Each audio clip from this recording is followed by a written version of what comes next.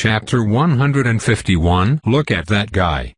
Alden's exclamation was directed at Tiny Snake. Once again, they were alone in the hospital room together. Asherty had been gone for over an hour, and Portiloth had just left. Alden's arms, legs, torso, and face were now coated in his healing birth dirt mask.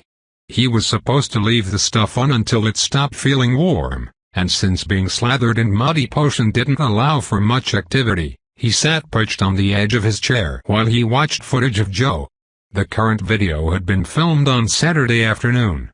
In it, the wizard stood on the roof of the very intake apartment tower that Alden had been living in until recently. Joe's eyes were focused on a colored smoke marker that someone had cast out over the ocean, and both his hands were stretched wide in front of him, manipulating a tawny colored aureate while he chanted at a machine gun pace. This is one of our favorite moments from the wizard. Some are calling the bald general greater than the newsman said in Hindi. As we've noted on this show, he's not wearing the uniform of an Artonian general, but the nickname is understandable. He's offered us so many scenes of interplanetary brotherhood and hope. Our spirits are lifted, greater than. Why is his aureate that big? Alden demanded. They come in sizes that big? By images like this one. Greater than. A ton of damaged objects, machinery, office chairs, lamps, suddenly appeared high in the air above the smoke marker and dropped toward the waves. The video slowed down and zoomed in to provide a better view of the trash fall. If you pay attention to that ceiling fan, you will see a symbol etched onto the blade very clearly. That mark is on every single thing in this heap. Truly amazing. We think he must have been gathering this supply of object element materials for the past day, while lending a hand in other, greater than. That's just ridiculous. Some of the aureate isn't even being used for the spell. It's wrapped around his waist like he's too good for the whole thing. Alden had spent a few hours since his return to Earth looking up examples of aureates in use. Now that he cared about this one specific tool so much, a person casting with it no longer looked like just another wizard wielding one of their umpteen wizard toys. So he had been aware that other people had larger ones. He had seen a few that looped around their owners' necks or arms more times than his own would. But he'd been imagining that they maxed out at a reasonable length. Where the hell does he keep it when it's not in use? He grumbled. Does he wear it around his chest like a tube top? Actually, that would be awesome. Protecting your aureate with your authority was as natural as breathing. So if Joe did circle it around his chest over and over and wear it as a tube top, then he had body armor as strong as he was. And that's definitely strong. The falling objects hit the waves. Most of them impacted together with a dramatic splash, and the remaining ones rained down immediately after. Joe hadn't stopped casting, though. He's using these objects to exhaust the submerger contaminant, greater than the newscaster said. It sounds like a risky decision, but as you're about to see, those marks he's made on them allow him to pluck up every item again. We assume the power of his summoning spell overwhelms the contaminant's hold on them. Greater than. They cut to an image of the street in front of intake, which had been roped off, and a minute later, as Joe's chanting headed for a bass note, all of the objects he'd just plunged into the sea reappeared there in a big pile. His shoulders dropped, and he allowed the portion of his aureate that had been in use to join the rest of it around his waist. The about who'd been guarding the area so that nobody would get killed by a falling hubcap sent up a few shouts of praise and thanks. Joe bowed his tattooed skull with a sort of humble nobility and then teleported away. Why didn't you and your oversized aureate just summon some lightning bolts, too? Alden said. For dramatic backdrop. He was enjoying ragging on the gentle, helpful creature of power that was currently inhabiting the body of the 6-foot-tall mad scientist who'd once offered, maybe jokingly, to pay him in bioweaponry. Truthfully, though, he was glad Joe was around. He had some questions about why Joe was around, who was teaching his classes. Was this his new parole? But he was still glad. All of the wizards who'd come were doing good work, but Joe was a tireless, magical machine. How freaking strong is his authority? He had nothing on Lindora and Asherty as far as Alden had seen, and he wasn't stopping any volcanoes. but he definitely seemed like he was rungs above most of the wizards who'd arrived to help. It wasn't just that he was running all over the place without rest. It was the fact that everything he did was flashy, complicated looking, and effective.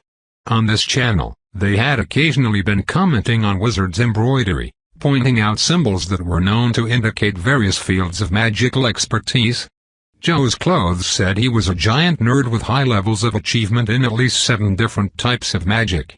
Though exactly how high your mastery of potion transmogrification had to be before you started wearing it like a badge of honor was a mystery to Alden. I could ask Stuart. Their scheduled call was today. He was hoping for it to come in soon. He had a few hours to kill before he left for the school assembly, and though he was planning to say hello to Zoraide as soon as Portylothe gave him the go-ahead, he didn't know if that would even happen today. Conversation with a friend who isn't a corn snake would be great right now. Somebody who wasn't wrapped up in the aftermath of everything that had happened here. Everyone Alden knew seemed to be busy with things he couldn't involve himself in. Lute was stuck down in F after hopping a police line to rescue my drunk idiot dad. Alden was sure there was more to that story, but Lute seemed distracted by Cyril and the Vlra family circus that had taken up residence in Alia's penthouse, while certain coastal areas were temporarily off limits. With the span closed, getting between the two portions of Anzidora was a lot more trouble than it had been. The High Council was still negotiating with the Triplanets and the system to see if the local teleportation allotment might be expanded even more to allow for non-essential travel. Lexi and Con had spent most of yesterday trying to get down to F to see their family face to face. Natalie had called Alden twice, but both times she had been interrupted by other calls from people back home who were worried about her. She said her mom was trying to persuade her to not hang up ever again. I'm afraid she's gonna make me buy one of those record my life drones so she can watch me on the computer all day long from now on. Someone had threatened to use her, Hadaisa, and Elijah as human shields during the disaster.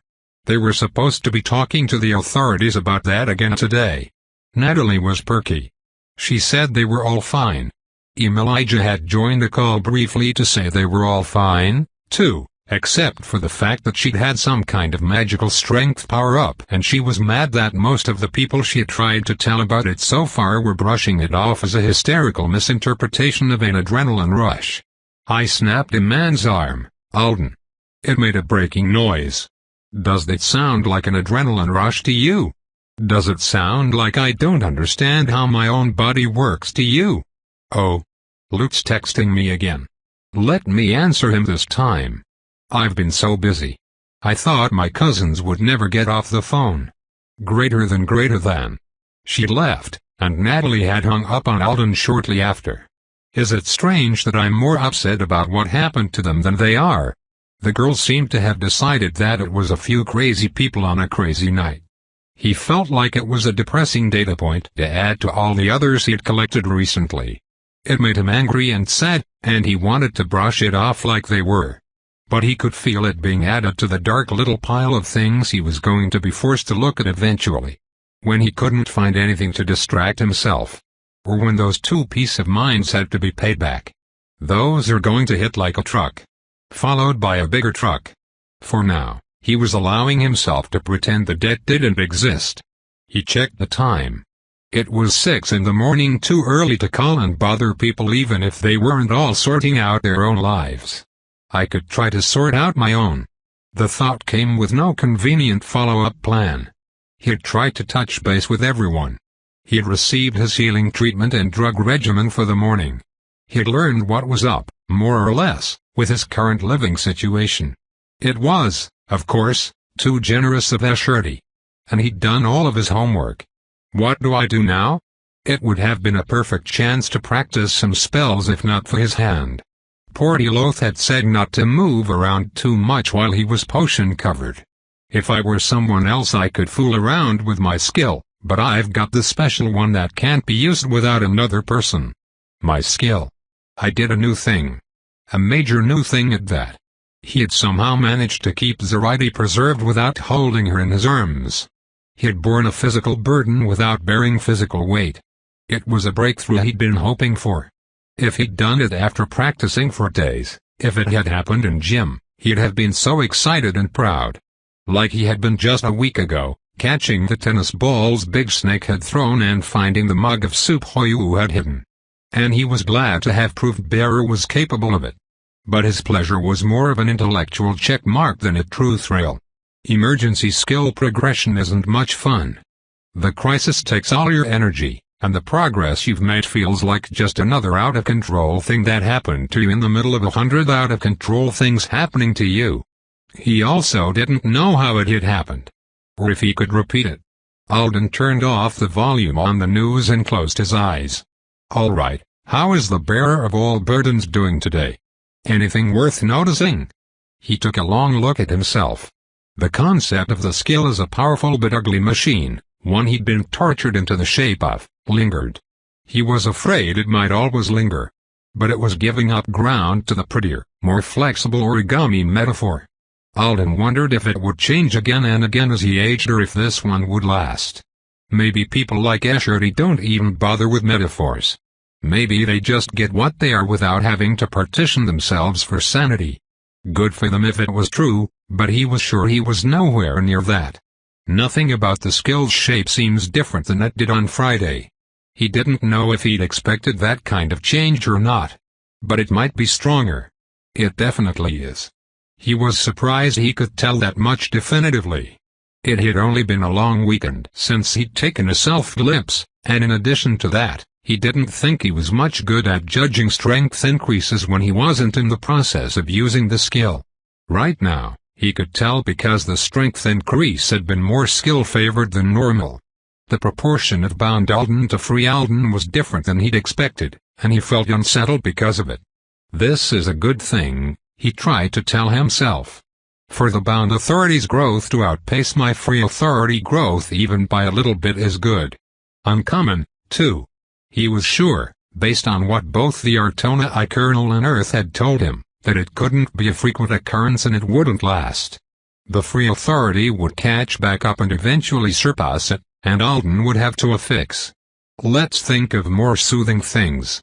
Like how I almost drowned on Saturday and how that led me to some kind of a skill breakthrough.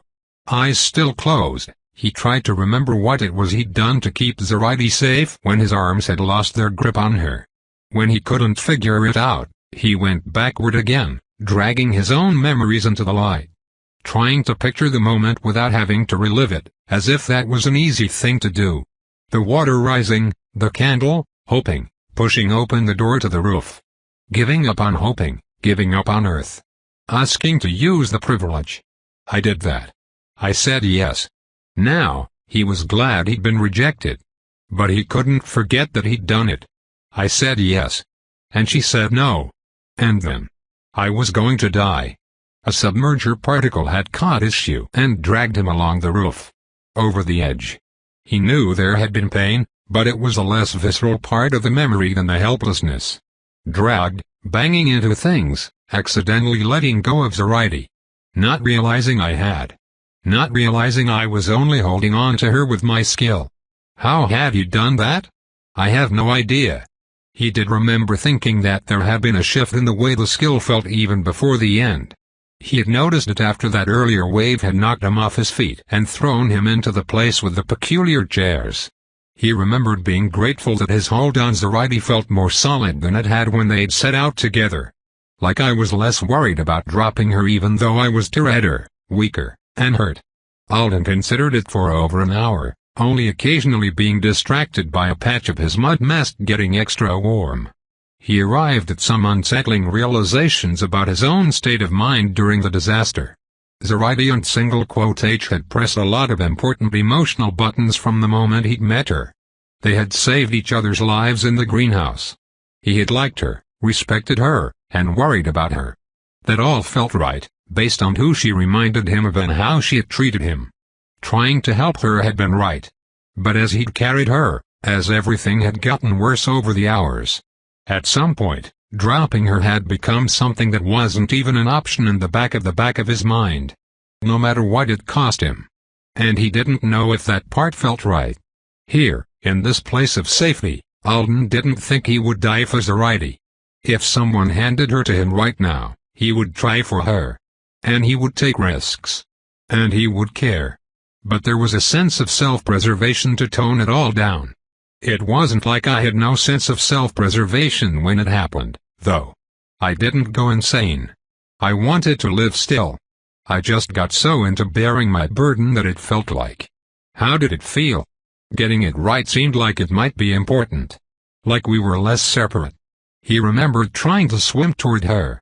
He'd had such a strong sense of where she was that he'd thought at first he was still holding her. A gravity like the sun. And even when Escherty had pulled him from the water, he hadn't been able to think of anything else but getting her back. I care about Zoraide. But I feel like drowning would normally have made me a lot more self-centered than that. Self-centered, he said suddenly. What if there's no real trick to it at all? What if I was just being extremely self-centered? Our tone and concept of the self. Last Monday, the skill had showed him exciting new things when he was catching the tennis balls. From that experience, he knew that the bearer of all burdens revealed more of what he really was when he was feeling more aligned with it. He'd almost fallen into a trance playing catch with Big Snake. It had been intentional in that case. Satisfying. This might have just been the same kind of thing. On hard mode. Maybe as the hours passed and things kept getting worse, I was aligning my whole self with the skill more and more without even realizing it. He opened his eyes. What if my magic just started working better because I was half dead and really dedicated? Recalling exactly when he'd started to feel that his hold on Zoraide was completely secure was difficult. It was after I got rolled by the wave, wasn't it? Before then, he'd been more conscious of the fact that he was struggling with her. I already know bearer isn't to me being burdened. It derives power from sacrifice. When I got hurt trying to carry her, there was something there. A piece of the truth.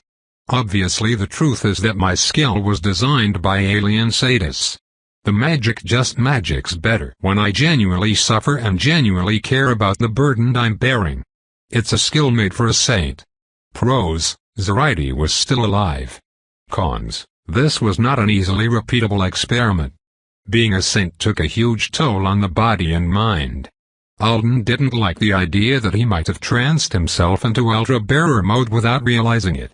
He didn't even know what he meant by ultra-bearer mode. If he was his skill, then did that mean he was destined to become more like what the creators had imagined?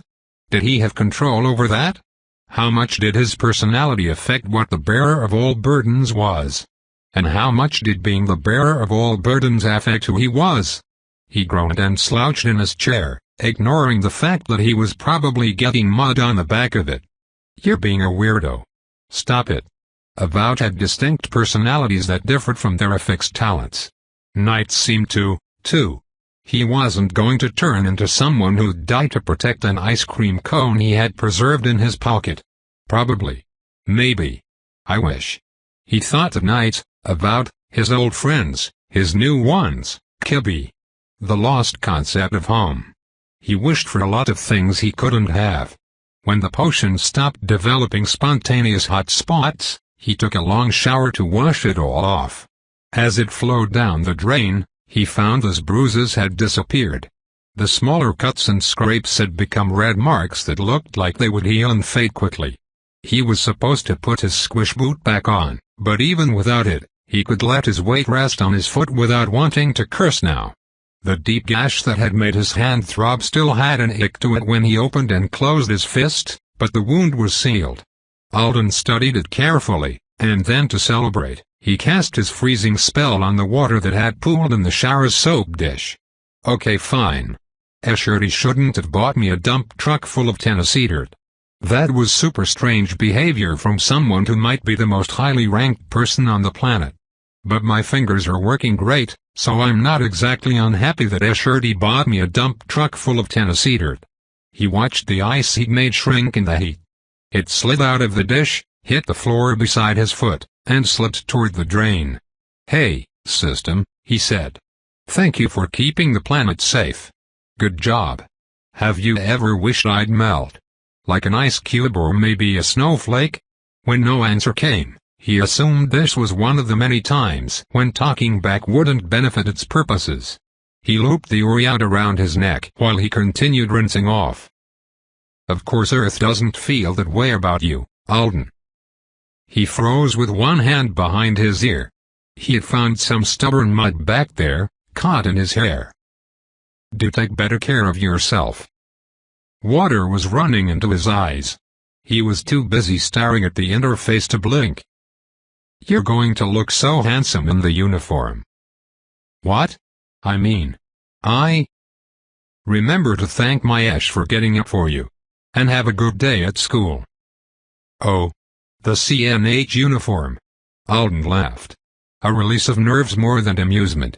When he got a handle on himself and tried to continue the conversation, there was no answer. From either of them. Line of asterisks. Line of asterisks. He took his time putting it on in front of the bathroom mirror. The black jacket with a double line of silver buttons was a little sober and militant, especially from a distance. He didn't think it was just memories of seeing the students wearing it at Hannah's funeral that gave him that impression. But up close, the emblem on the left side of the chest and the cut of the jacket made it look more like it belonged at a school. For cold weather, there was a longer, heavier coat in a similar style. Optional gloves. Pins for class year, honors, and clubs could be worn. And, according to the rumors, some kind of short decorative cape was coming in the future if the third years had their way. I hoped that accessory would be optional, too. The clothes fit well, and the shoes Asherty had acquired for him were the right size. Or at least the one that he was wearing on his uninjured foot was. Of course everything fits. I have a system profile that lists my exact measurements. When Alden had asked the night how and why the uniform had made an appearance, the answers had all sounded so sensible. Alden had said he wanted to attend school. To do that, he needed clothes other than hospital wear. School dress was important on the triplanets. Asherty didn't want him to walk around campus inappropriately attired. And he didn't want to violate Alden's home by sending a stranger to rummage through his dorm room, either. So he had had a brand new uniform and shoes fetched. As Alden took one last look at himself, he mentally added campus store employee to his growing list of people who were probably confused and alarmed by wizards running errands on his behalf. I do want to go back to school. It was one of the few things he wished for that seemed small and possible. It was going really well. It was feeling like a life I was building. He wondered if other students were hoping that today's assembly would be to announce a break or an early end of term. The email had said they'd be hearing about scheduling. It was almost 9. The assembly was at 10. As far as travel went, Asherty had said, "Do what you wish. I will find you when it's time." He's not going to personally walk me into the school, is he? Grabbing a quick breakfast seemed like the best way to ignore that question for a while longer and to keep Portyloath happy. He had told Alden to eat the natural foods of your world as your body desires after he was healed. He wasn't sure if that was advice or a rule. Can I really not eat imports? He wondered as he made his way out of the hospital and headed for the cafeteria. For how long? Yesterday, he had garnered confused and alarmed looks from wizards who'd been under the impression that Matadero was currently in Artonan's only refuge. They were treating the cube as a green room, which was hilarious. But practical, too. And Zedora was now short on housing due to the destruction, flooding, and ongoing just-in-case evacuation orders that were in place in many locations. On top of that, the wizards were subjected to a lot of questions, scrutiny, and requests when they were out in public. Having a location that they could run away to, one humans weren't allowed to visit, was probably helping them maintain their proper wizardy behavior and discretion. Today, however, Alden was being either politely smiled at or completely ignored by everyone he met. At first, he thought they'd just gotten used to him. But as he walked through the lobby of the residential section, which was now full of wizards napping or working on mysterious group projects, he got the impression that both the smiles and the ignoring were a bit too committed. Did they have a strategy meeting about how to handle my presence and decide these were the best methods? By the time he made it to the cafeteria, he was wondering why a strategy meeting like that would have been necessary in the first place. Leafsong wizards hadn't had any trouble acting Artonan normal around him no matter what he was doing. The questions left his head as he entered the kitchen and took in the sight of the only other human living the Hotel Matadero lifestyle. "Kabir," he said loudly over the sound of the Indian pop music that was blasting through the kitchen. There were a couple of Artonans with their heads stuck in the refrigerator, discussing whether a trifle was 3 servings or 4. "It's clearly like 12 servings, you guys." And there was another wizard tasting a pot of tomato sauce and adding something goopy from an ornate glass bottle that didn't look like it had been made on Earth. "I'm not going to eat that then." Kabir was standing behind the center counter, bouncing his head while he speed-sliced whole butternut squashes in time to the music. His hair was all over the place. Someone had given him wizard pants. He was singing. "Alden," he said happily. "You need food. Everyone needs food." "Pechku?" Alden had a vague idea that pechku was some kind of Artonan gravy. He smiled at the chef. "I guess you finally got some sleep if you feel this energetic." "Sleep? No." Kabir used his knives to fling squash toward a baking sheet. Most of it landed. One of the fridge Artonans caught a piece that had flown wild and bit into it curiously. "Monet or Moni?" Moni gave me something so I wouldn't feel stressed out anymore." "It's amazing." Alden looked from the squash to the half-frosted layer cake beside the squash to the literal bucket of beans soaking on the floor. "But, did you even try to sleep?" "No. Don't worry. It's okay. I'm not going to work for Ms. Vlra anymore. Momonene loves my croutons. I'll work for her." "Him. That person. Croutons are good," Alden said slowly. "But potions that keep you from sleeping are less good. I'm okay. I'm a brute," Kabir said brightly. "Nobody's that much of a brute, man. Do you want some shafta?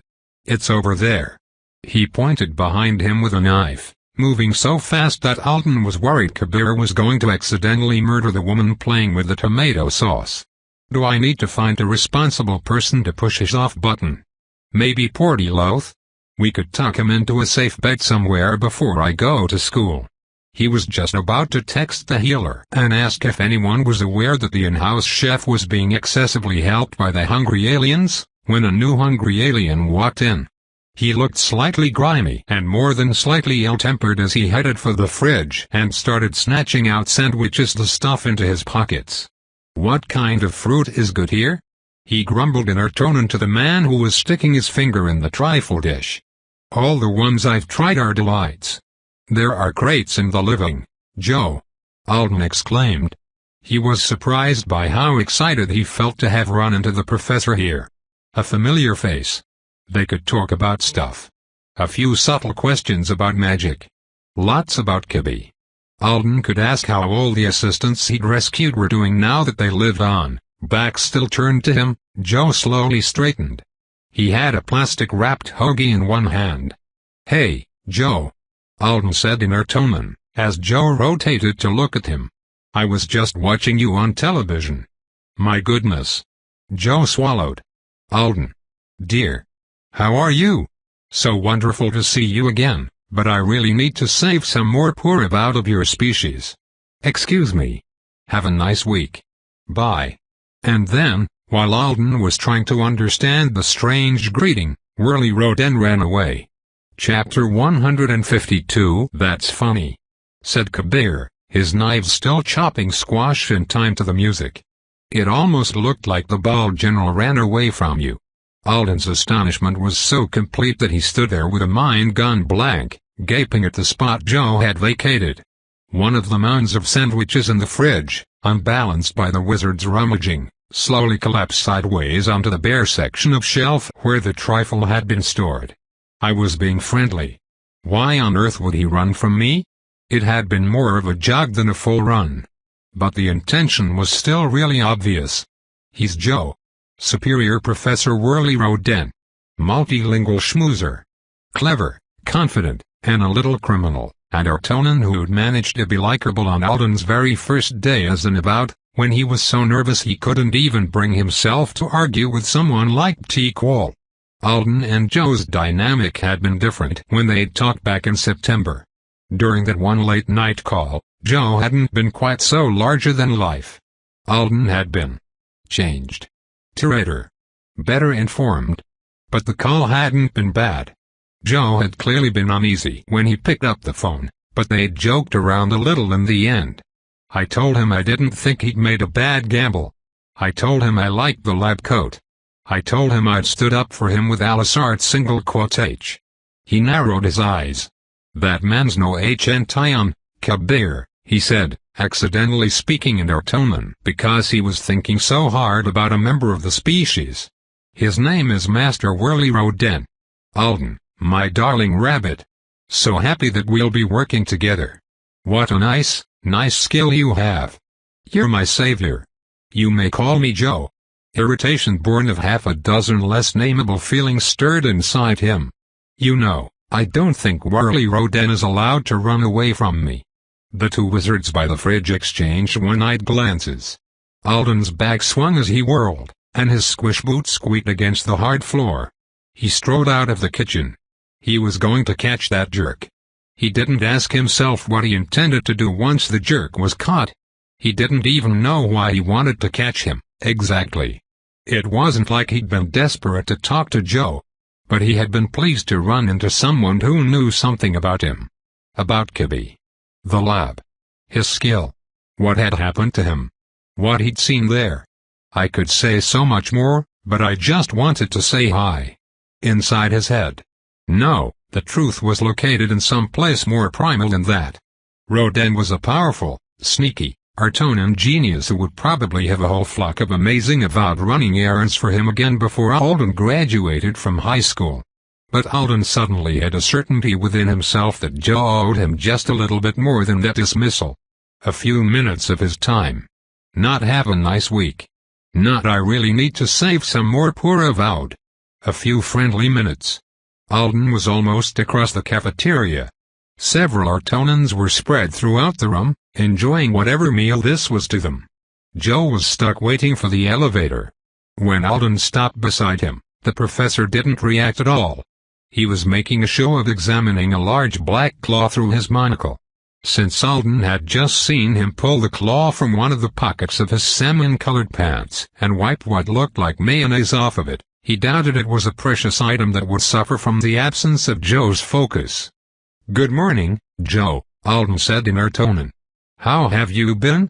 "Quite busy," Joe responded in English. The note of alarm from just moments ago was now gone from his voice. It had been replaced by brusqueness. Alden's irritation grew. "Busy. Me too. But earlier I realized you were here on Earth. And I thought, that's exciting. I wonder if we'll get to see each other. It's lucky that we've met so soon. Not as lucky as you think. I'm heading to my room to draft a proposal for the Grand Senate. A more efficient and cheaper plan for tidying up this little spill than the one they're currently considering." Joe was studying that claw like his life depended on it. No time to chat.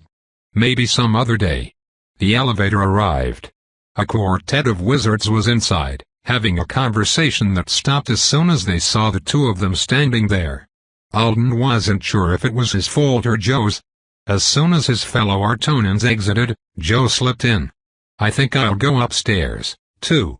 So much annoyance leaked into Alden's voice this time that he registered it himself, and it made him pause. Crap. What am I doing demanding attention from this guy? I shouldn't care about this. Sure, there are some things I could talk to him about and tell him. And he's being rude for no reason, but that doesn't mean I need to be an even bigger. "Have you eaten?" Joe asked. "No," said Alden, startled by the question coming out of nowhere. "I was about to when, then you have no business pestering me when a dining place full of human treats awaits you." Joe had finally looked up from the claw. The two of them were eye to eye as the doors started to close. "Stay here." The words held zero of his usual schmooze. They were cold. Imperious. The thought that Joe might really be angry for some reason hit Alden, and his stomach clenched with a very particular type of nervousness. It was strong, but not strong enough to snuff out the fresh flare of his own anger that came with it. He thrust an arm between the doors just before they shut and bowled through to glare at the man. "Why are you being so? What's wrong with you?" he demanded the second they were alone. The car began to rise. It depends on who you ask, Joe muttered, shoving his claw back into a pocket and staring at the floor number like he was willing it to move faster. Are you mad at me? Alden couldn't fathom why he would be. Are you mad at me? Joe didn't answer. Oh my God. Is he giving me the silent treatment? Really? This is insane. I can't believe. What do you want from me, Alden? Now, he sounded neutral. It was the third major mood shift since they'd run into one another. I'm confused by you right now. What do you mean, what do I want? Then something occurred to him. Did Escherty tell you not to talk to me? When we saw you on television earlier, why were you watching television with him? What did he? Joe's lips thinned. No. It's irrelevant. He suddenly started pressing the buttons for all the floors above them. I suppose a conversation must be had since you insist on it, but there's no need for it to be an extended one, he said. You can talk to me about unsecret matters until we are interrupted.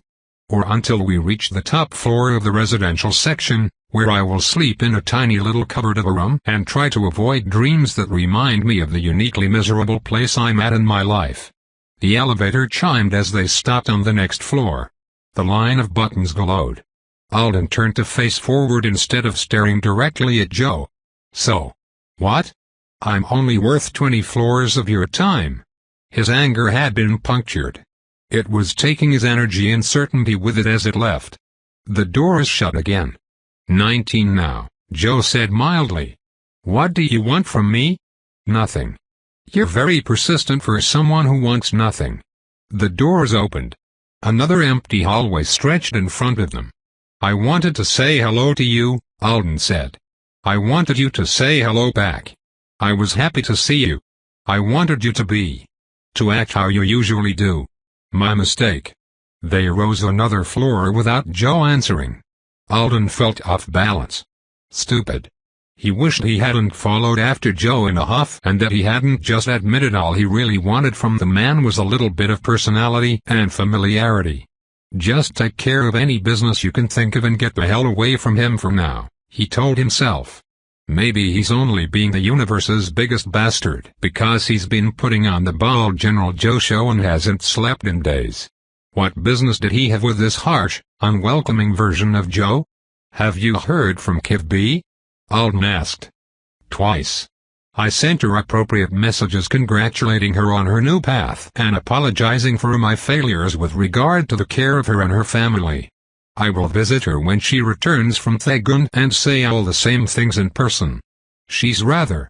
I will probably need to make a point of meeting her new instructors and handing her over to them for her education. To give her a sharp break from you. The formality of it will appeal to her. It would. A ritual of some kind. Something that would give her permission to leave Joe in the dust where he belonged and get starry-eyed about a sweet, patient teacher like Gwendolyn. Good, said Alden. How are your assistants? Only a couple of them remain in my service. The others have found fulfilling positions elsewhere. Joe's clothes rustled against the wall of the elevator as he shifted. All of them will live long, safe lives. Alden absorbed that. Is there anything else I should ask? There was so much else. But 100 elevator rides wouldn't cover it, and Joe had specified unsecret. And Alden didn't actually want to talk to him about things that mattered when he was in this foul mood. He tried to order me to stay downstairs. Like he had some right to do that. Another chime. Doors sliding. Well, thanks, Alden said, switching to English. I'll get off here. I guess I didn't need 20 floors after all. They'd arrived at the hallway where one of the residents had opted to improve the decor. The harsh white overhead lights were off, and knee-high fixtures shone soft red. It smelled like pine-scented cleaner. Alden made a point of stepping out of the car casually. Of not looking back. See you later, he said, keeping his eyes pointed straight ahead toward a section of empty gray wall washed with reddish light. He waited for the sound of the elevator leaving. And kept waiting. Instead, he heard a heavy exhalation. I would say that we are unlikely to meet again, Joe said. But we should have been unlikely to meet this time. A few days ago, I couldn't have imagined a scenario that would lead me to encounter you here. and I don't have a feeble imagination." When Alden turned back around, he saw Joe holding the elevator open with an arm. "Instead, I will say that if we meet again, especially if we meet in public, I will only have empty pleasantries for you. Though it isn't my first choice, that will be the nature of our relationship. If there's something you want to demand of me, now is your only opportunity. I suggest you pluck it before the vine withers." "I don't understand." Or he did. But what he was realizing now was so far outside any expectations he might have had for a meeting with Joe, and so surprisingly upsetting, that he didn't want to understand it. "Perhaps you need an apology," Joe suggested. "Or you desire another conversation like the ones we had together during your service at the university." "Shut up, you dick. The first you can have, if you'll tell me what things you would like me to apologize for. The second won't be happening. For reasons that should be obvious. I don't want an apology. I don't want another lesson." There were questions he could ask, but encouraging Joe to take a really close look at him for an extended period of time probably wasn't smart. Definitely wasn't, if this was how things were going to be. "I already told him what I wanted. He either doesn't believe me, or he's just ignoring it." "I don't want a transaction," Alden said. "That's probably for the best. I don't have much left to sell these days. At least one of my students thinks I'm so pitiable that I can't be trusted to crawl out of this mitten greater than on my own." Joe's brows drew down and together and he muttered to himself, "I don't think he likes me personally. Maybe he believes my shame is so great that it tarnishes our school. Or our entire species. Such a baffling creature. Poor you. You're in even deeper shit than before, and you never want to see me again." Alden spoke to the space over Joe's bald, blue-lined head. "I'm inconvenient. You're scared of Asherty and the Quaternary. Everyone's mad at you. I get it. Your life is hard. My life isn't your." Joe trailed off, then sighed again. "Take honesty as my apology, then. You're an unusually likable young person, Alden. When we last parted ways, I anticipated many future meetings with you. To our mutual benefit. Our situations are different now. Obviously," thought Alden. "The HNTION did send out a memo about you, but it was only advising everyone that you were a personal guest of his here for healing, not a servant or an information source. No one had to tell me not to talk to you for me to know that the best thing for both of us is, as you call it, a sharp break. Just like that? After all the stuff that happened? Being friendly with you only reminds people of our connection and increases the impression some of them have that I took advantage of a guileless youth." He paused.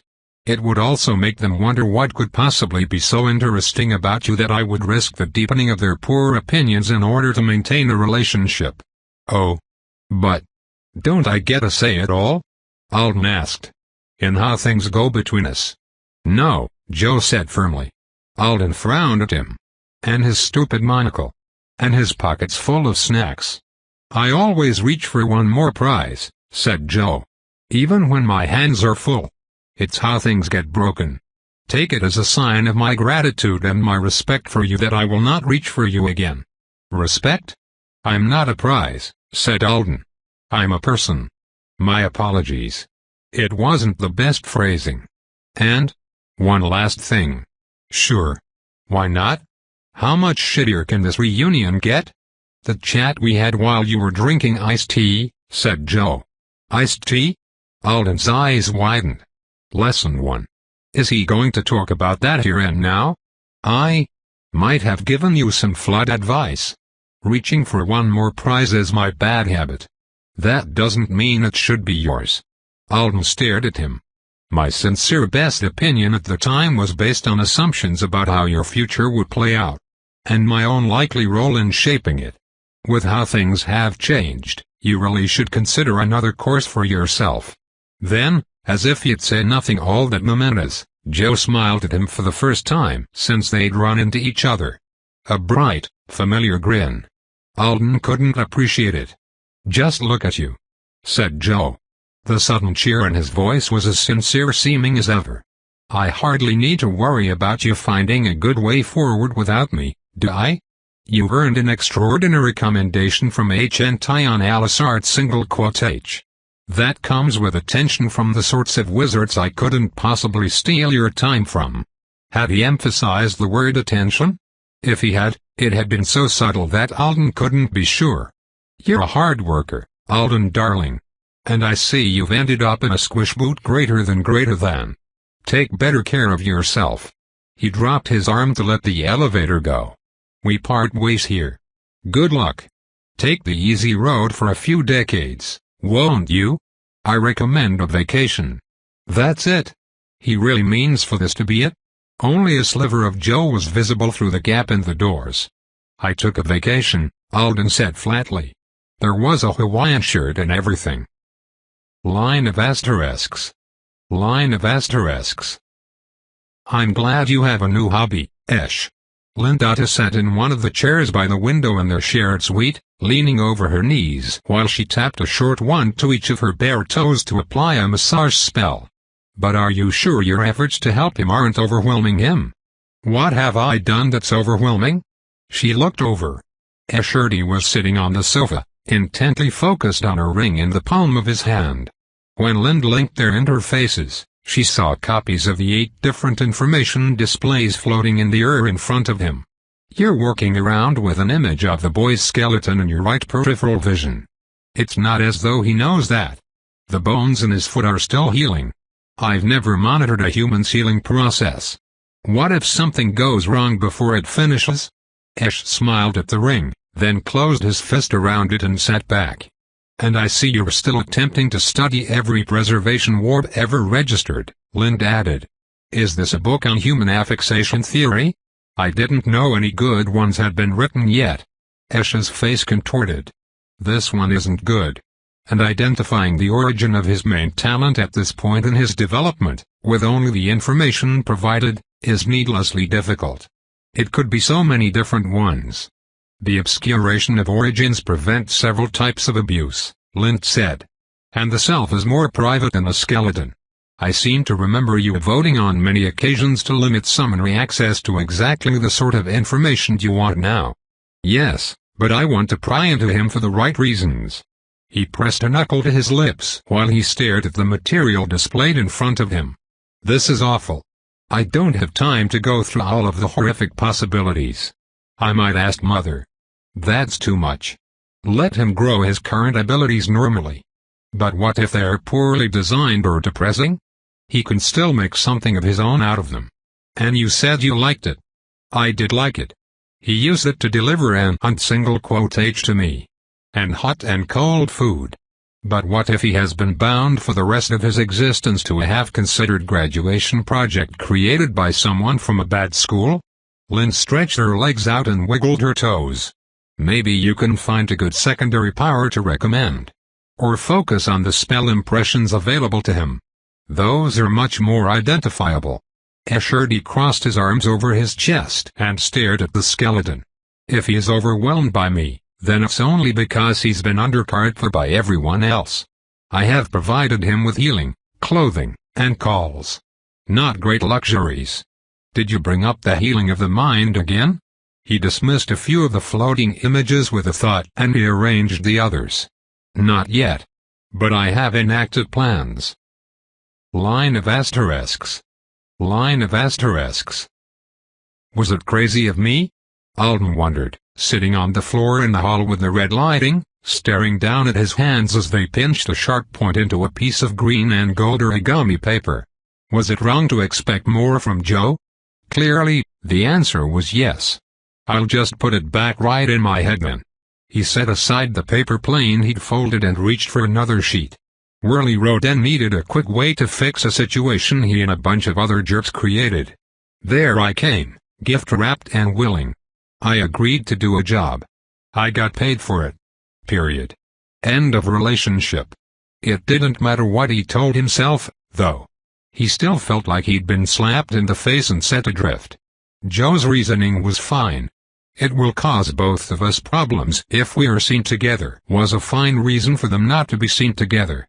But it wasn't like he'd seen fit to present that reasoning before Alden had forced the issue.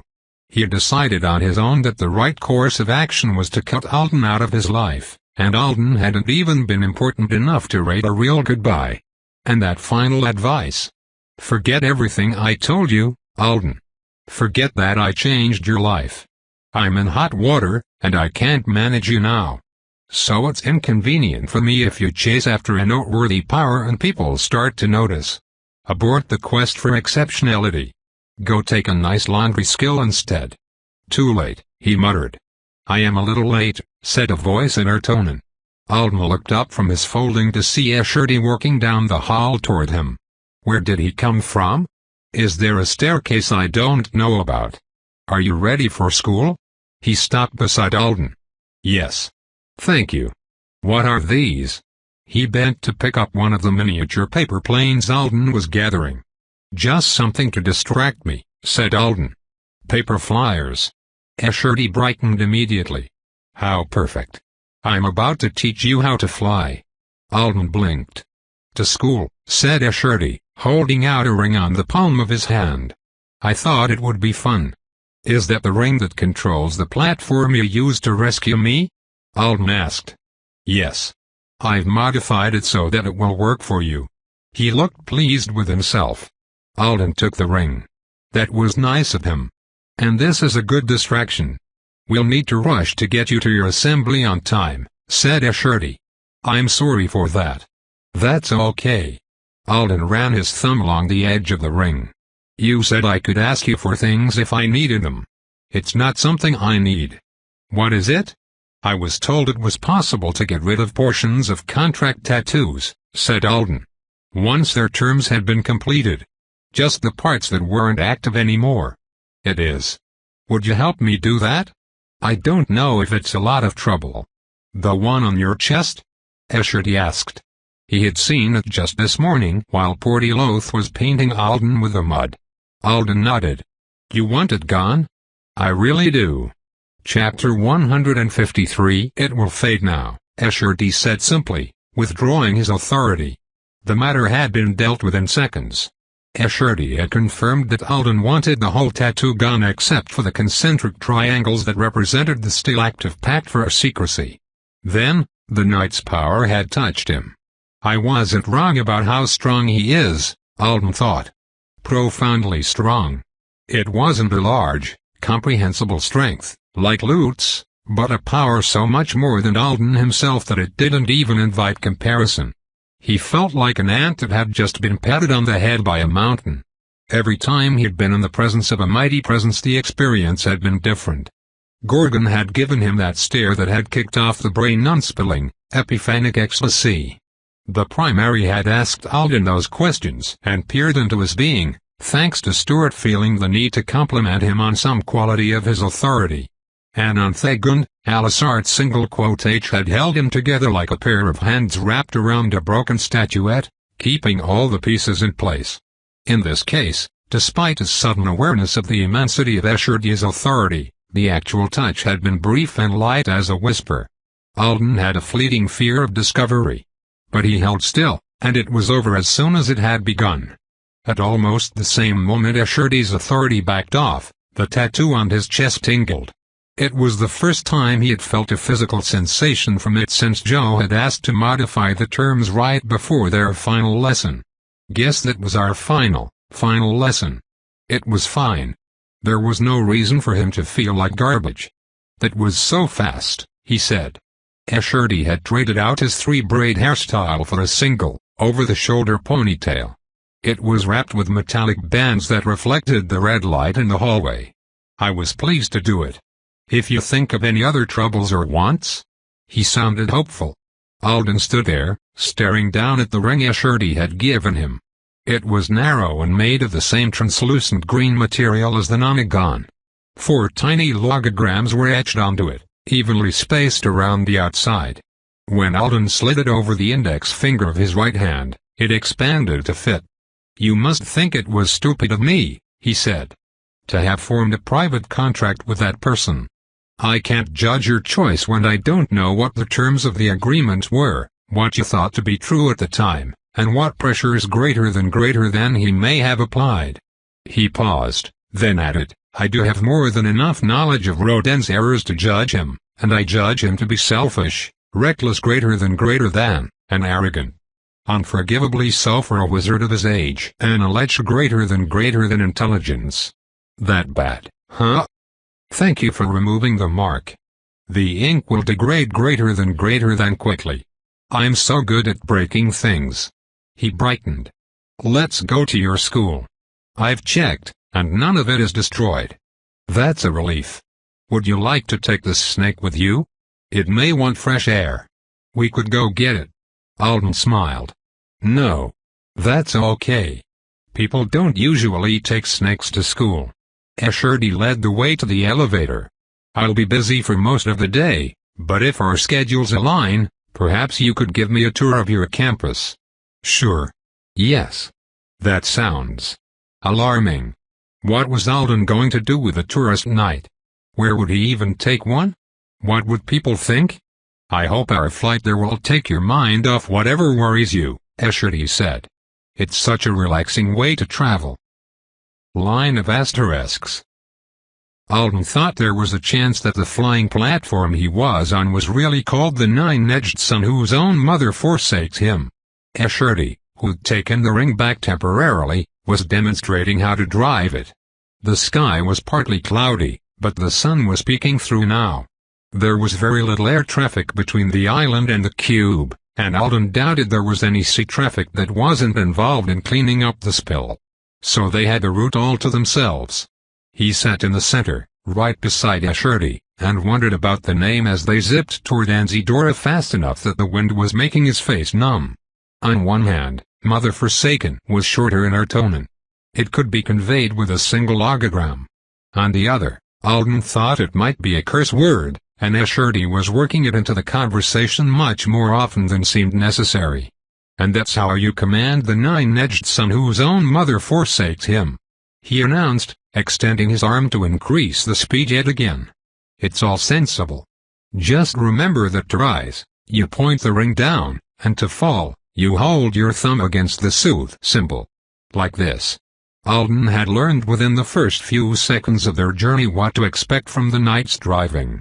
They'd gone up to the roof of Matadero, where Alden, anticipating a gentle experience like he'd gotten when he and Zoraide were rescued, had tried standing on the platform.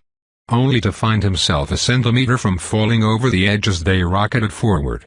The person wearing the driver's ring could glue themselves in place by making sure the ring was correctly rotated on their finger. Passengers were on their own. Now, he was better prepared, but he still yelped when the magical craft dropped toward the surface of the ocean. He felt like he was leaving his stomach behind him. Are you ready to try? Escherty asked as soon as they leveled out over the water again. Is he kidding? It was a Zumi magic toy. Of course Alden wanted to try it. Make sure you speak its name, Escherty said before he passed the ring over. To show it respect. Alden felt his lips working. He tried to keep his grin respectful just in case this wasn't a joke. Is that its real name? Why would I give it a false one? The knight asked. I just can't tell, Alden thought, trying to interpret the Artonan's facial expression. All right, he said, slipping the ring onto his own finger. Let's go, Nine-Edged Sun whose own mother forsakes him. The platform dipped and rose, glided and stopped, and he started to get the hang of it. When it came to taking your mind off the morning's disappointments, learning to fly was hard to beat. Even 2 days ago, while Alden had been half dead and exhausted in the wake of his rescue, he had thought, this is a cool flying nonagon. I wish I had a flying nonagon. And he was sure anyone who wasn't acrophobic or anti-magic would have thought exactly the same thing. It was big enough to carry a few people. You could see through it. You drove it by pointing your finger. It flew. Does it do loop-the-loops? He wondered as he extended his arm to increase the speed. I want it to do loop-the-loops. Dropping Escherty into the ocean wouldn't be a great way to repay him for the new experience, though. I mean, he's strong. He could just hold onto the edge. Or to me. He had a sudden mental image of himself saying, hold on to me, HNT on Escherty. We really have to do a flip now. Because letting go of that idea took him longer than it should have. The wind whipped around him, and the air smelled clean. The Nonagon responded to every twitch of his finger. Flying the platform was just challenging enough to seem like a game, and for a few minutes, Alden lost himself in the process of changing speed, adjusting course, and directing them higher or lower according to his own whim. Other than pointing out that they had turned too far to the south once, Escherdy seemed content to be quiet and enjoy the ride. Alden completely forgot to wonder whether or not the waves below him were still carrying sinker center particles, and he almost forgot to feel shitty because of the meeting with Joe. When he spotted Anzidora on the horizon, though, he suddenly remembered something else. The contract tattoo. He exclaimed. "Do you have another you want gone?" "No." Alden pulled his hand back toward his torso to slow them down. They were only about 6 meters above the waves at the moment. "I mean the Matadero contract tattoo. The one I'm supposed to get so that I can't talk about what I've seen at the Cube. We forgot it." Escherdy looked up from polishing one of his other numerous rings. "I didn't forget. I definitely did. What a strange coincidence to be getting another one less than an hour after asking someone to remove part of his first. If we are going to do it now," Escherdy made a flapping gesture with one hand. The meaning of it wasn't very clear. "We'll do it later. When your thoughts are clearer and you aren't on your way to school.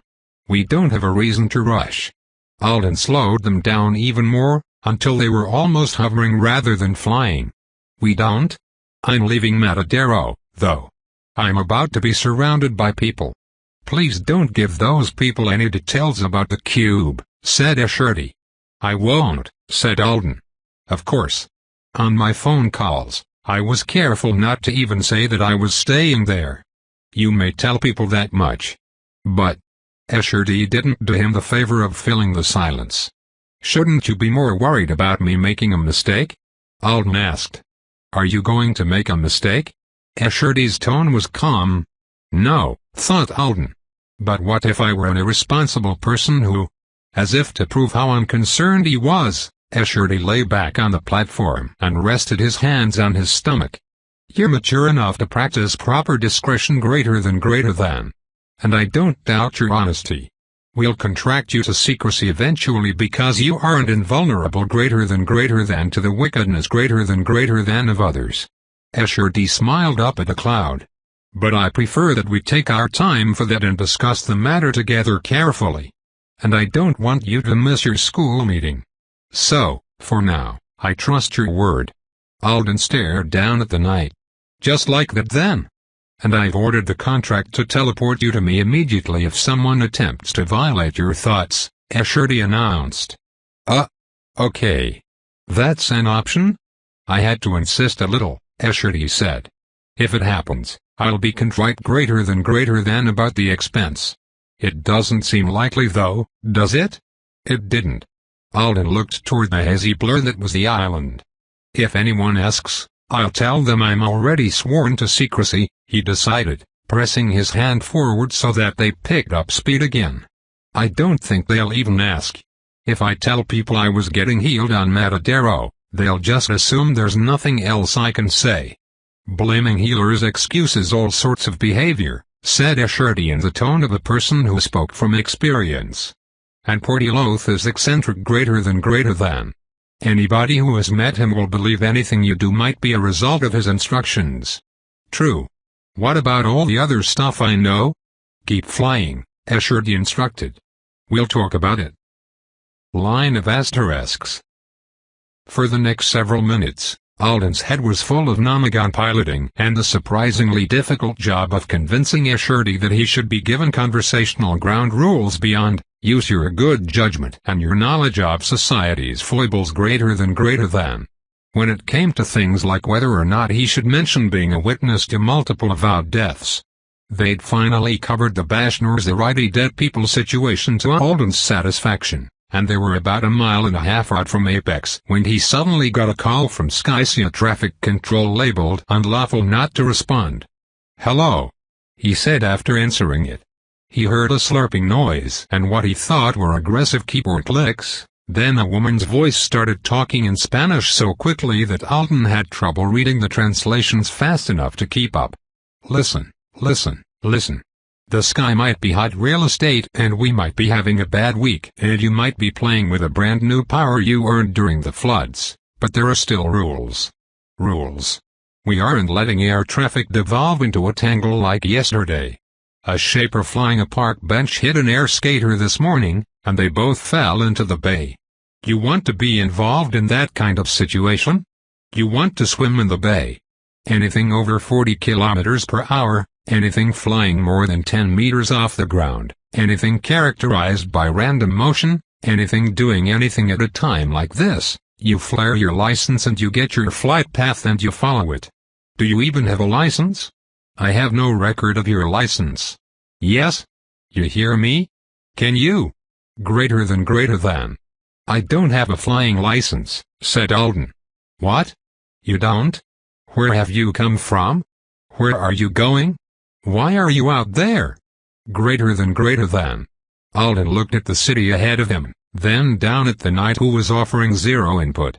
I'm flying HNT on Escherty from Matadero to Apex. The stream of words stopped. There was another slurp. The clicking on the probable keyboard slowed. The general with the big green cookie is a chauffeur now? Greater than, the traffic person said at last. That works. Doesn't it? I am the big green Galetta's driver, he confirmed. Why does the chauffeur not have a license? That was rhetorical.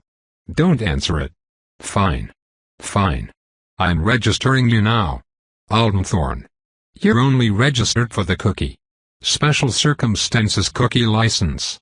Don't go flying other things around. Come take your tests when the world is less crazy. Don't drop the general. Do call in to report your flight paths if at all possible. Where are you going now? Greater than. Chillingham North, Alden said, holding back a wince. He hadn't had time to think through important questions like, where exactly do I park the extremely conspicuous flying device with the extremely conspicuous Artoman so that I become less conspicuous? All right. Follow flight path instructions if your wizard doesn't mind. If your wizard does mind, find a moment to call me back. My job's gotten so much more interesting lately. Have a nice day. Greater than. She ended the call. A moment later, an overlay and miniature map appeared on Alden's interface, and he spent a couple of minutes hovering and figuring out what he was allowed to do. Is it this strict on a normal day? You were about to ask me another question, Escherty reminded him. Before you called the nine-edged son whose own mother forsakes him a human pastry. I'm sorry. Don't apologize to me. Escherty patted the nonagon between them. He's so messing with me. Alden thought while he apologized to their aircraft with as much sincerity as he could muster. How does this person have time to mess with me? Before the call had come in, Alden had been trying to pin down what he should say about Escherty and Lindata rescuing him, if that came up today at school. Normally, his plan would have been to let his salvation go completely unmentioned or brush over it for the sake of his sanity. It had been on the spectacular side, after all, and he didn't enjoy being a spectacle. But as Alden started to form questions, he kept running into a wrinkle he hadn't expected. They saved my life. Isn't coming up with ways to act like it was no big deal, just for my own comfort, kind of diminishing what they did. Escherty and Lindata didn't need praise from one random teenager they'd plucked from the water, but the more Alden thought about it, the more he felt like an ass for even worrying about how much people were going to irritate him if they found out there was a story about Artonan generals to be had. Escherty would probably tell him to do whatever was best for himself if he asked about downplaying what had happened, but Alden didn't think he should let himself be the kind of jerk who chose his own convenience over giving gratitude where it was deserved. I was about to drown. It hurt. I was terrified. They pulled me out of it. It was different than not telling people about the Quaternary's help. If he even tried to explain how she'd assisted him, he'd be opening a giant can of worms. This was simpler. Everyone already knew the knights were around Zedora and that they were using their magic to fix things. Escherty's flying cookie was even recognizable. To traffic control at least. The knights are strangely adept at not being filmed in the act of using their magic though. Alden let the nonagon move forward again toward Apex, keeping it slow. He only had a short while to get to the assembly, so he was going to have to floor it soon. But he was reframing his thoughts and his question, and what he wanted to ask now was important. Not just for the next few hours of his life, but in the long term. H'Ntion Eshurti. You're using the title. He was still looking up at the sky. Is the question such a serious one? They were approaching the ruin of Punta de la Luna. The boardwalk, the cottages, the ambassadorial mansion, they only existed in Alden's memory now. I could wait and ask Stuart when I go for a visit. But it would be better to ask Eshurti as well. Stuart might have a different perspective. They were still out here over the water, away from drones. And Alden doubted anyone within miles of them had the combination of guts, talent, and knowledge they'd need to spy on Eshurti. I think asking you this might be rude, but I don't know how to find out without taking the risk, said Alden. I apologize if it is. I hope the question horrifies me since you're apologizing for it before it's even spoken. I don't know. It might horrify you. For another moment, he debated asking as delicately as possible versus just asking. He settled on the second, based on how he imagined it would make him feel if someone else was going to bring it up. It seems like the fact that H'Ntion's authority is bound into a skill is never mentioned, said Alden, staring straight ahead. Even on the true planets among the ordinary class. Maybe even among the wizard class? People don't ever say it. I'm not sure what that means, if it's a secret that's being kept from some people or if it's out of respect. I want to do what you prefer. When I tell people that you saved me, if someone asks me how Linda does stop the water, should I just say she cast a spell, like everyone does on television? Is that what the two of you want? He couldn't meet Eshurti's eyes then. He was afraid that he would see something dangerous there, not anger, but any of the other hard emotions that might appear. Grief, pain, shame, understanding. Only the long pause before Eshurti's answer came told Alden that the question had surprised him. You ask why no one ever mentions the Elder's croak greater than. He spoke easily, with no trace of any of the reactions Alden had feared. It is something of a secret on this world, though nobody means for it to be a perfectly kept one at this point in our people's relationship with yours. It's taboo greater than in our culture for those who aren't H'Ntion themselves, or closely associated with us, to speak of it. To such a degree greater than that many still swear themselves to the maintenance of the respectful silence greater than, following the old traditions. Assuming things go as I imagine they will, you'll find that around the time our nature becomes more widely understood here on Earth, the silence will be adopted as well. Then I'm sorry for bringing it up. There's no need to be. You didn't call me a pastry. And asking questions for the purpose of educating yourself wouldn't be offensive to anyone worth worrying about. Some of us, including Linda and I, consider a vow to be a natural exemption greater than from the respectful silence greater than. Though not everyone feels that way, so I would walk carefully around others. So it wasn't actually secret. Even on other worlds. But nobody had ever explained it to Kibbe, and Alden had never gotten to hear about it while he was consuming Artonan media because it wasn't talked about at all. Elder's croak? He asked. I'm not sure the contract is translating that correctly. A fable greater than often told to children and sometimes used to explain the respectful silence. I don't have time to tell it now. But I'll make sure you hear it. Eshurti sat up. I am a renowned storyteller greater than. Do not let anyone tell it to you before me. The first time is the best. All right, said Alden. Eshurti chortled to himself. It's been a few years. I must practice my croak. As for the rest of your question, telling everyone that we cast spells is probably the best option. It's also not untrue from a certain perspective. I'll do that, Alden said firmly. Majestic greater than spells. Quiver causing greater than ones. I can say that. You're very serious. Eshurti's smile fell a little. I guess you've arrived at your conclusions from your interactions with the Quaternary. Or perhaps even more recently from me and Linda. If you have more questions, you may ask them anytime. Thank you. That's nice of you. I don't think it is. We are probably less similar to Avowed than you would assume. And it would be good for you to understand, since you are becoming friends with Stuart H. Alden directed the nonagon up higher, trying to unravel how assured his words made him feel. Below him, the world where human Avowed lived lay in a shocking mix of ruin and glamour.